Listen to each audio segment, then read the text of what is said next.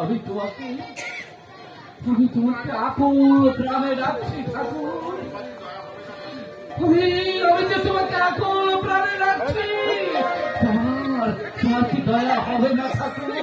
তোমার কি দয়া হবে না? কৃষ্ণ করুণা সিন্ধু জগৎ পাতে গোপেশ গোপিকা কান্ত রাধা কান্ত নমস্তুতে।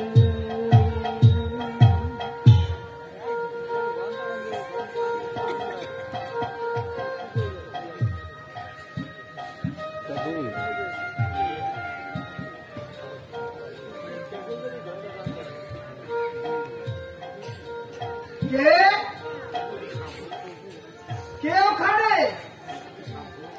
কে তুমি সাধক?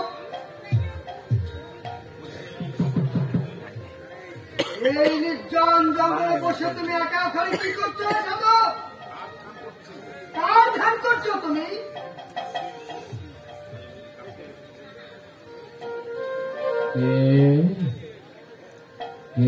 তুমি আমাকে ডাকছো?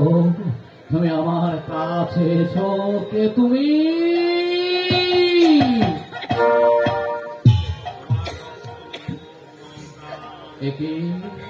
একই তোমার দর্শনে মোর যে প্রাণ প্রাণ সব যেন কাঁদিয়া উঠিয়াছে।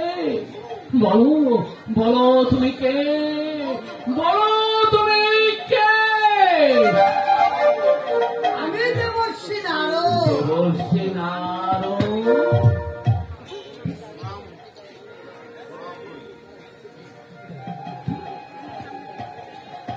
প্রণাম হই চরণে দেবর্ষী নারদ। ওঠো সাধক, ওঠো। এবার তোমার পরিচয় দাও।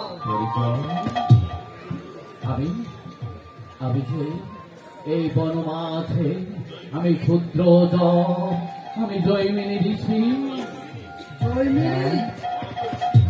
আচ্ছা বলো তো ঋষি, এই জনহীন জঙ্গলে বসে তুমি কার সাধনা করছো?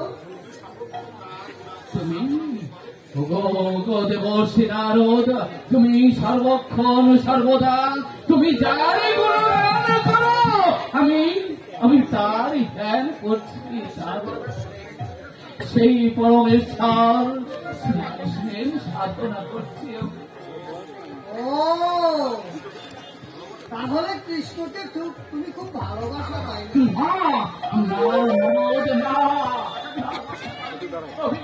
তুমি যে তাকে ভালোবাসতে পারিনি দেবর্ষী, আমি যে তাকে ভালোবাসতে পারিনি।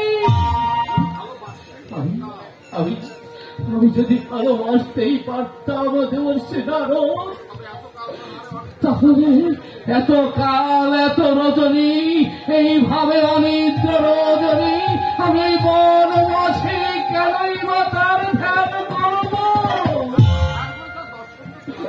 আর আমি যদি তার দর্শন পেতাম। বলো বলো দেবর্ষী বলো, আমার প্রাণের ঠাকুর, তোমার প্রাণের ঠাকুর কেমন আছে বলো দেবর্ষী? ঠাকুর একটা সমস্যায় পড়েছে। কি বললে? তোমার প্রাণের ঠাকুর সমস্যায় পড়েছে। বলো দেবর্ষী বলো, তুমি আমার কাছে খুলে বলো আমার প্রাণের ঠাকুর কি সমস্যায় বলো।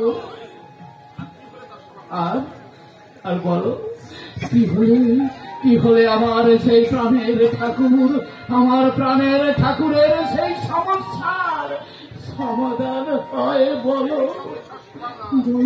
সেই সমস্যার সমাধান বলো শুধুমাত্র একজন ভক্তই করতে পারে। একজন ভক্তই করতে পারে? সেই জন্যই তো আমি ভক্ত মাঝারে এসেছি। সেই ভক্ত দুয়ারে দুয়ারে আমি খুঁজেছি, কোনো ফল হলো না।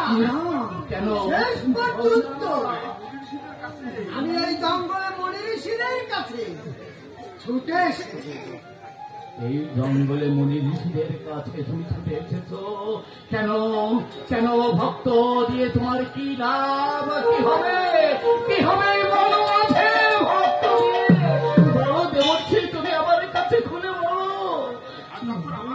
আর যখন আমার কাছে তুমি এসে পড়েছ দেবর্ষী, তখন তখন বলো বলো দেবর্ষী, বলো তুমি আমার কাছে খুলে বলো কি সেই আমার প্রাণের ঠাকুরের সমস্যা? বলো দেখি দেখি আমি হতে সেই সমস্যা সমাধান করতে পারি। তুমি কি পারবে জয়মিনী? হ্যাঁ বলো বলো, কেন কেন পারবো না? বলো তুমি কেন পারবো না? তুমি আমার কাছে খুলে বলো আমার প্রাণের ঠাকুরের কি হয়েছে? তুমি আমার কাছে একটিবার খুলে বলো।